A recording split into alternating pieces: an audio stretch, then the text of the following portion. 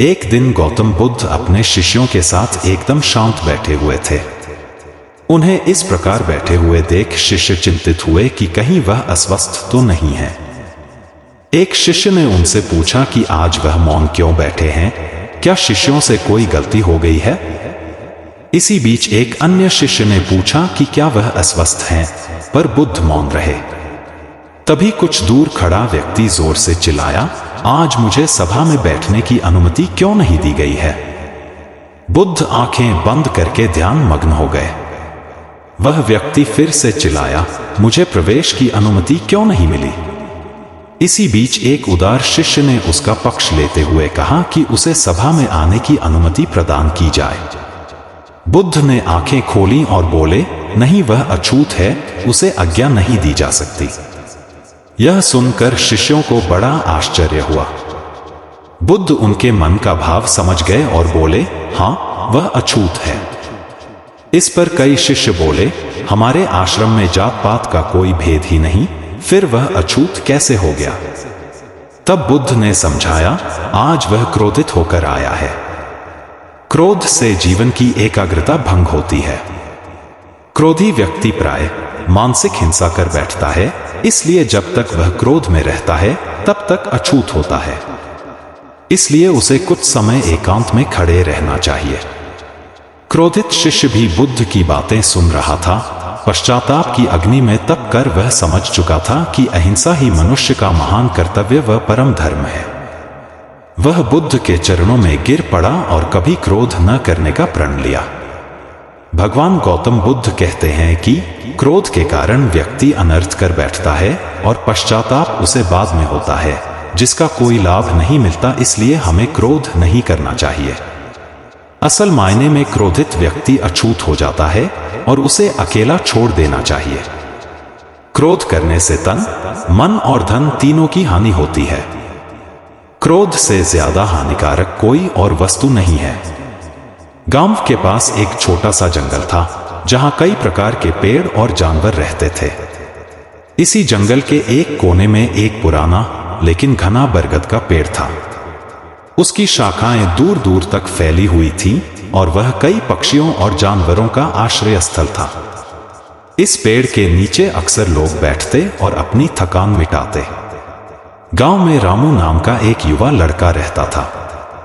वह गरीब परिवार से था, लेकिन उसके सपने बड़े थे। वह एक सफल धावक, रनर बनना चाहता था और अपने गांव का नाम रोशन करना चाहता था। बचपन से ही रामू को दौड़ने का शौक था। वह खेतों, पगडंडियों और जंगल की पथरीली राहों पर दौड़ा करता था।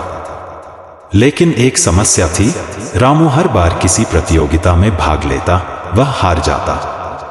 गांव के लोग उसका मजाक उड़ाते और कहते, रामू, तू कितना भी दौड़ ले, तेरे भाग्य में जीत नहीं है, मेहनत बेकार है। रामू को ये बातें बहुत चुभती थीं, लेकिन वह हार मानने वाला नहीं था। उसे विश्वास था कि मेहनत से वह अपने लक्ष्य को पा सकता है। गांव में एक बुजुर्ग व्यक्ति रहते थे, जिन्हें सब गुरुजी कहते थे। उन्होंने रामू को कई बार प्रतियोगिताओं में हारते हुए देखा था। एक दिन गुरुजी ने रामू को बुलाया और कहा, बेटा, तुम्हारा सपना बहुत बड़ा है, लेकिन उसे पूरा करने के लिए सही मार्गदर्शन और अनुशासन की जरूरत है। क्या तुम इसके लिए तैयार हो? रामू ने उत्साह से कहा, हाँ गुरुजी, मैं कुछ भी करने को तैयार हूं।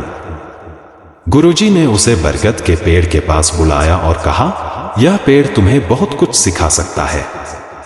यहां आकर हर दिन ध्यान लगाओ और अपनी कमियों पर विचार करो। साथ ही रोज सुबह सूरज उगने से पहले दौड़ने का अभ्यास करो। रामू ने गुरुजी की सलाह मानी। वह रोज सुबह जल्दी उठकर दौड़ने लगा। शुरुआत में उसके पैर दर्द करने लगे और कई बार तो ऐसा लगा कि वह अब और नहीं दौड़ पाएगा। लेकिन हर बार वह अपने भीतर से आवाज सुनता, रामू, हार मानना आसान है, लेकिन जीतने का असली मजा तब है जब तुम हार को हराओ। गुरुजी ने रामू को एक खास मंत्र दिया। हार वही है जो मन में बैठ जाए। जब तक हौसला है, हार सिर्फ एक पड़ाव है, मंजिल नहीं। रामू ने इस मंत्र को अपने जीवन का हिस्सा बना लिया। कई महीने की कठिन मेहनत के बाद रामू ने पास के गांव में आयोजित दौड़ प्रतियोगिता में भाग लिया। वहां के धावक बहुत तेज और अनुभवी थे। शुरुआत में रामू थोड़ा घबरा गया, लेकिन उसने अपने गुरुजी की बातें याद की और पूरे विश्वास के साथ दौड़ा। हालांकि वह पहले स्थान पर नहीं आ पाया, लेकिन उसने तीसरा स्थान हासिल किया। यह उसकी पहली बड़ी उपलब्धि थी। गांव लौटकर उसने गुरुजी को यह खबर सुनाई। गुरुजी ने मुस्कुराते हुए कहा, यह सिर्फ शुरुआत है बेटा, अब तुम्हें इससे भी आगे बढ़ना है। रामू की इस सफलता ने उसे और भी मेहनती बना दिया। अब वह सिर्फ दौड़ने तक सीमित नहीं था, वह अपने खानपान, दिनचर्या और मानसिक ताकत पर भी काम करने लगा। उसने सीखा कि सफलता सिर्फ शारीरिक मेहनत से नहीं, बल्कि मानसिक दृढ़ता से भी मिलती है। एक दिन जिले स्तर पर एक बड़ी प्रतियोगिता की घोषणा हुई। यह दौड़ बहुत कठिन थी, क्योंकि इसमें राज्य के सबसे बेहतरीन धावक हिस्सा ले रहे थे। रामू ने भी इसमें भाग लेने का निश्चय किया। प्रतियोगिता के दिन जब दौड़ शुरू हुई तो रामू ने अपनी पूरी ताकत झोंक दी, लेकिन आधी दूरी पर उसके पैर थकने लगे। उसके दिमाग में हारने का डर घर करने लगा। तभी उसे गुरुजी का मंत्र याद आया, हार वही है जो मन में बैठ जाए। उसने अपनी सारी ऊर्जा जुटाई और तेज दौड़ना शुरू कर दिया।